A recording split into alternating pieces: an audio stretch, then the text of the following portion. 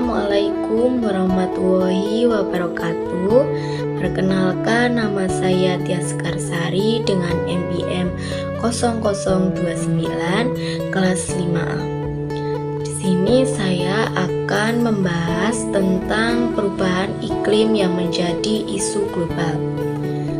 Pernahkah kalian merasa akhir-akhir ini cuaca semakin panas dan hujan tidak menentu, atau sering mendengar berita tentang banjir, kekeringan, bahkan kebakaran hutan? Nah, semua itu adalah tanda-tanda dari sebuah masalah besar yang sedang dihadapi oleh seluruh dunia, yaitu tentang perubahan iklim.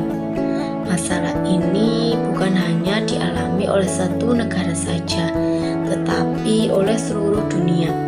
Oleh karena itulah perubahan iklim disebut sebagai isu global. Perubahan iklim disebut sebagai isu global karena dampaknya tidak terbatas pada satu negara, tetapi menyebar dan mempengaruhi seluruh kehidupan di dunia ini. Meskipun penyebabnya berasal dari aktivitas manusia di tempat tertentu, seperti pembakaran bahan bakar fosil, penebangan hutan, atau polusi industri, tetapi efeknya menyebar ke atmosfer dan mempengaruhi iklim di seluruh dunia. Contohnya berubah seperti gas rumah kaca yang dilepaskan dari kendaraan bermotor, pabrik-pabrik di negara maju seperti Amerika Serikat atau Tiongkok dapat membuat suhu bumi naik dan mempengaruhi cuaca di beberapa negara seperti Indonesia, Afrika, bahkan di kutub utara dan kutub selatan. Jadi perubahan iklim ini tidak mengenal batas negara saja. Semua manusia di bumi saling terhubung melalui atmosfer yang sama. Isu ini bersifat lintas batas karena udara dan iklim tidak mengenal batas negara.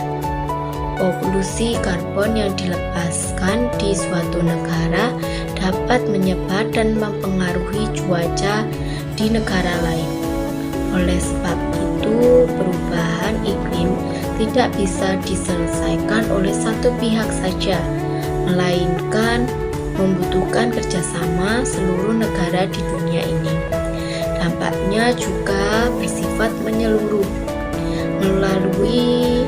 mulai dari sektor pertanian, kesehatan, ekonomi, hingga kehidupan sosial bermasyarakat. Selain itu, perubahan iklim juga menimbulkan ketimpangan global, di mana negara-negara berkembang yang menghasilkan sedikit emisi juga menjadi pihak yang paling dirugikan dan paling berdampak, seperti kehilangan lahan akibat kenaikan permukaan laut atau kekeringan panjang. Oleh karena itu, dunia menganggap perubahan iklim ini sebagai ancaman nyata bagi kelangsungan hidup manusia dan seluruh makhluk hidup di bumi ini. Terdapat beberapa penyebab perubahan iklim. Yang pertama adalah efek rumah kaca. Penyebab utama perubahan iklim adalah dari aktivitas manusia. Sejak revolusi industri pada abad ke-18, manusia mulai bergantung pada bahan bakar fosil seperti batu bara, minyak bumi, dan gas alam untuk menghasilkan energi. Pembakaran bahan bakar ini melepaskan karbon dioksida ke atmosfer dengan jumlah yang sangat besar. Gas-gas seperti karbon dioksida, metana, dan dinitrogen oksidan di atmosfer. Gas-gas ini terbentuk dari berbagai aktivitas manusia seperti pembakaran bahan bakar fosil, penebangan hutan, dan industri yang berlebihan.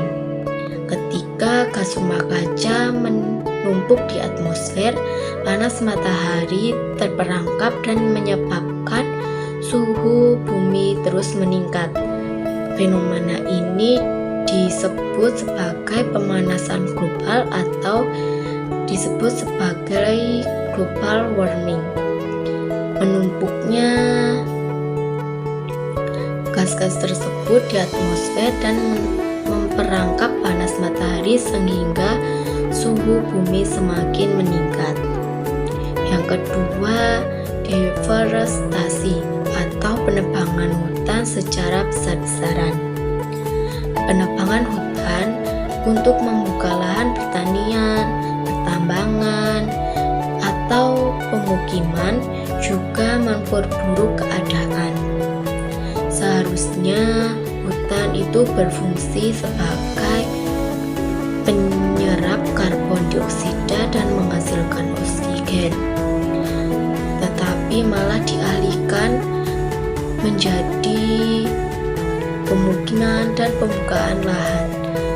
Jadi hutan ditebang, maka jumlah karbon di udara meningkat dan kemampuan bumi untuk menyerap gas tersebut semakin berkurang. Selain itu, aktivitas pertanian dan peternakan terintensif juga menghasilkan gas metana yang 25 kali lebih kuat dalam memperangkap panas dibandingkan karbon dioksida, dan kebakaran hutan juga menambah emisi pada gas rumah kaca. Yang ketiga, polusi industri dan transportasi. Kegiatan industri menghasilkan asap dan limbah yang mencemari udara, tanah, dan air. Contohnya di kota-kota besar seperti Jakarta. Asap kendaraan dan pabrik membuat udara menjadi semakin kotor dan memperburuk efek rumah kaca. Jadi penyebab perubahan iklim sebagian besar berasal dari aktivitas manusia yang tidak ramah lingkungan. Terdapat beberapa dampak dari perubahan iklim. Dampaknya sangat luas dan sudah dirasakan kita saat ini. Yang pertama, perubahan cuaca yang ekstrim. Musim hujan dan musim kemarau jadi tidak menentu. Kemarau bisa lebih panjang dan lebih panas, menyebabkan kekeringan serta kebakaran hutan, seperti yang sering terjadi di Kalimantan, Sumatera, dan beberapa negara lainnya. Sementara itu, hujan bisa turun dengan intensitas yang tinggi dalam waktu yang singkat, menyebabkan banjir dan tanah longsor di berbagai daerah. Yang kedua, kenaikan permukaan laut. Di es di kutub utara maupun kutub selatan itu mencair akibat suhu bumi yang semakin menaik. Akibatnya permukaan air juga menaik. Pulau-pulau kecil di Indonesia seperti Kepulauan Seribu, bahkan wilayah di pantai utara Jawa mulai terancam tenggelam akibat air laut yang terus menaik. Yang ketiga, krisis kesehatan.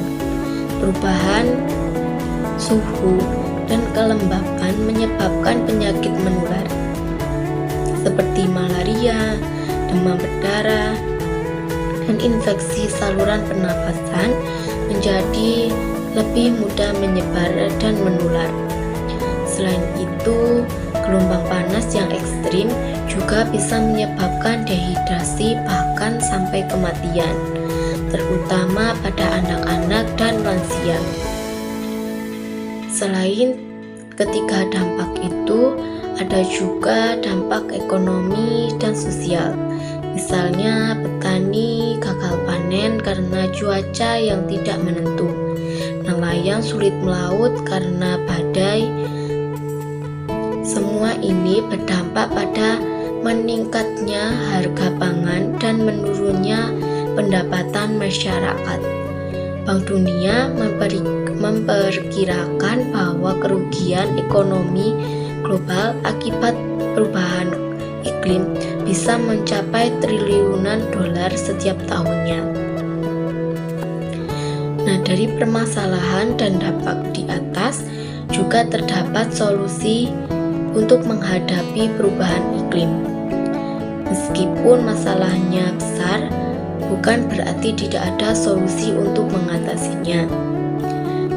Kita mulai bisa berperan melalui dari pemerintah, perusahaan, atau seperti individu seperti kita, itu bisa melakukan pencegahan untuk mengatasi masalah ini.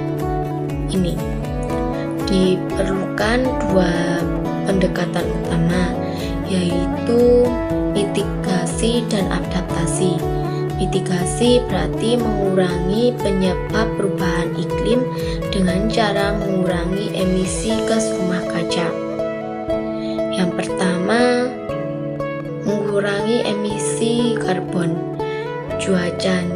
Caranya dengan menggunakan energi terbarukan seperti tenaga surya, air, dan angin untuk menggantikan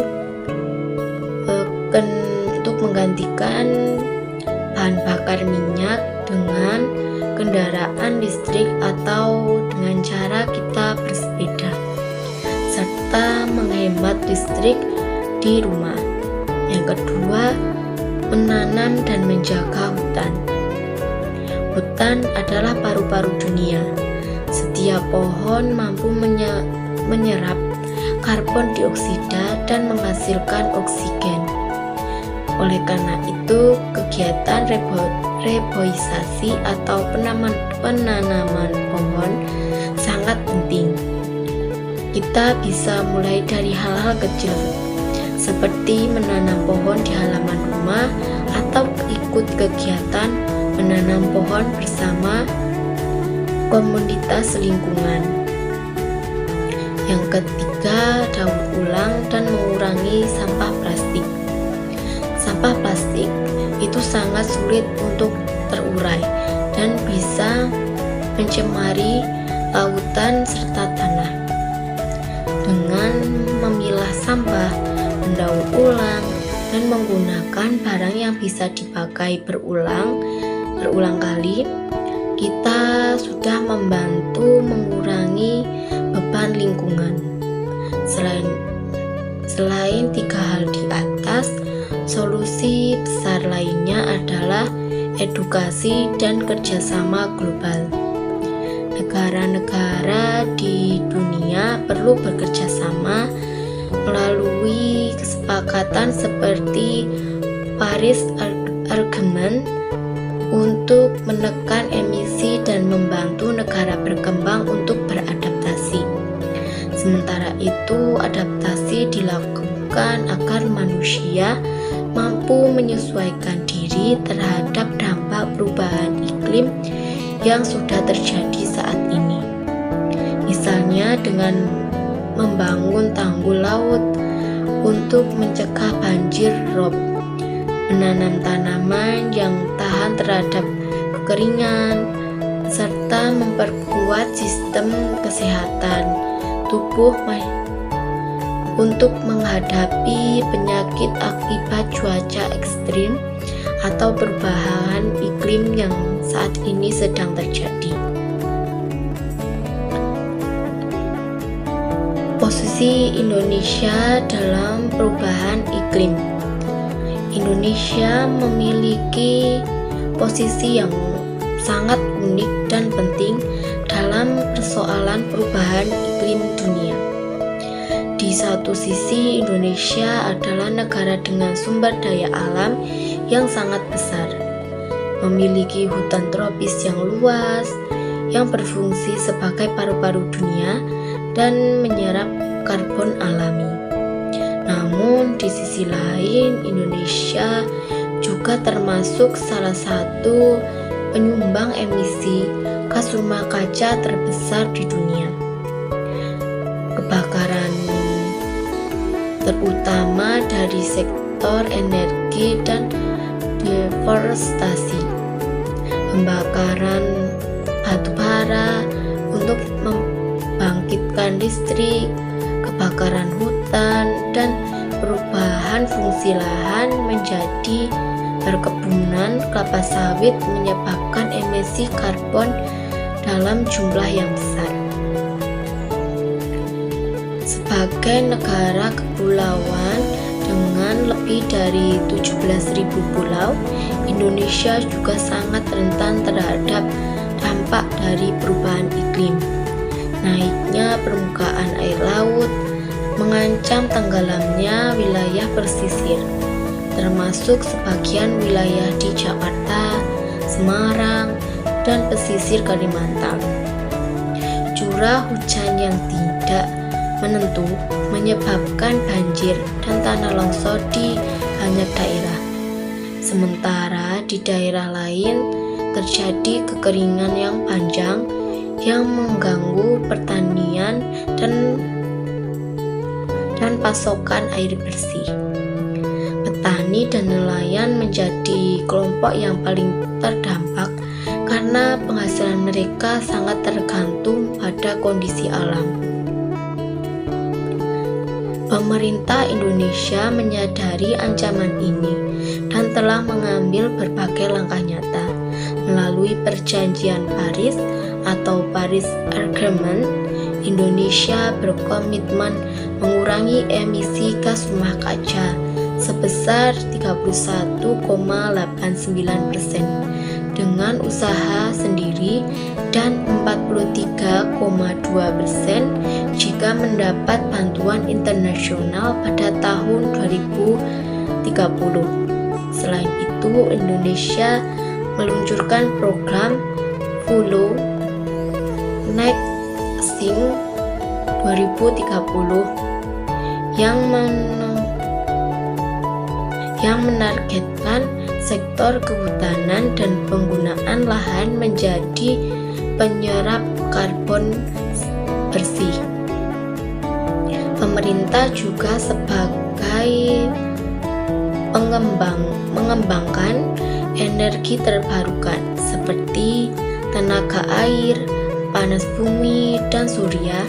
Meskipun saat ini batu bara masih menjadi sumber energi utama, Indonesia juga aktif dalam forum internasional seperti G20 dan CPO, Conference of Parties, untuk memperjuangkan keadilan iklim dan pendanaan bagi negara berkembang agar mampu beradaptasi terhadap perubahan iklim. Dengan demikian, Indonesia memiliki dua peran penting sebagai negara yang ikut bertanggung jawab dalam mengurangi emisi global, sekaligus sebagai negara yang perlu dilindungi karena rentan terhadap dampak perubahan iklim. Upaya pemerintah perlu didukung oleh masyarakat melalui gaya hidup ramah lingkungan, pengurangan sampah plastik, serta pelestarian hutan dan sumber daya alam. Jadi kesimpulannya adalah dari semua penjelasan tadi kita bisa menyimpulkan bahwa perubahan iklim adalah ancaman global yang nyata dan tidak bisa dihindari.